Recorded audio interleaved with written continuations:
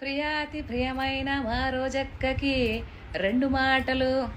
ఏం మే రోజక్క, కుంభమేళకు పోయినవంట 17 మంది వృద్ధాగా చచ్చిపోయినారంటనే.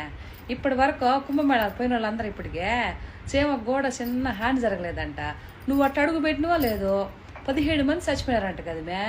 అరే అరే, ఇది చాలా బాధాకరము, విచారింపదగ్గ విషయం కదా. నాకు ఆ మాట వినంగానే షాక్ వచ్చేసింది మే. నోటు మాట కూడా రాలా నాకు. దీన్ని బట్టి నీకేం అర్థమైందా? బేసిక్గా అనడం నాకు ఇష్టం లేదు కానీ నువ్వు పోయినవు కాబట్టి ఇది అలుసుగా చేసుకొని మాట్లాడుతూ ఉండా.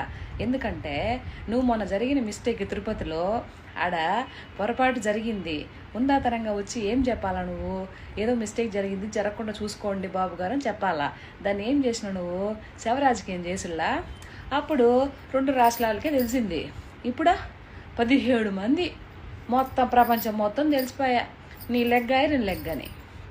అందరూ అంటా ఉండరు మే, నేను అనడం లేదు తల్లా, నీ లెగ్గ మాకు తెలుసు కదా.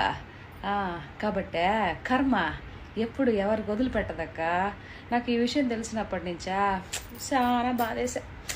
ఏం చేద్దాం రోజక్క, కాలం కలిసి రాకపోతే అంత ఇట్లే ఉంటుంది. సరే మరైతే కొంచెం కూల్ డ్రింక్ తాగు, కూల్ అవుతావా? జాగ్రత్తగా ఉండకు వచ్చా.